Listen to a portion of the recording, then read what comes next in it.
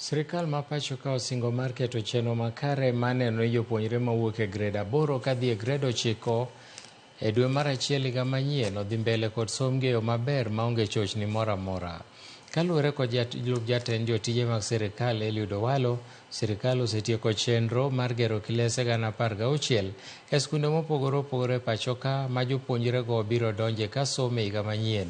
Owalo bende wacho ni sirikal chano mar tieko midhiero manok mar jopuonj, kama duol mandiko jopuonj e tich TSC biro ndiko e yo mongirore jopuonj 46,000 mosebedo katiyo kaka interns, ka jopuonj mamoko 20,000 bende biro ndiko e tich. Tell the community who are also special. The government is doing its best to ensure that the transition from standard 8 to 9 at primary school level is facilitated.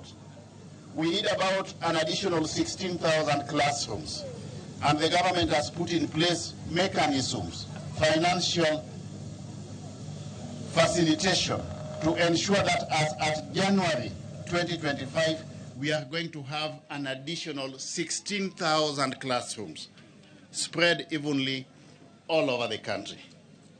We are aware that we have been having a shortage of teachers, and that is why the government has again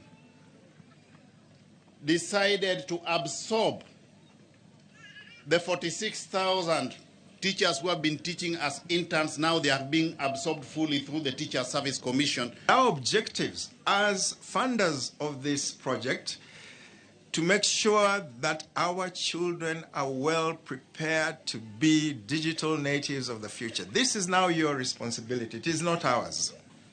And I can tell you, this is not the last time we're coming here.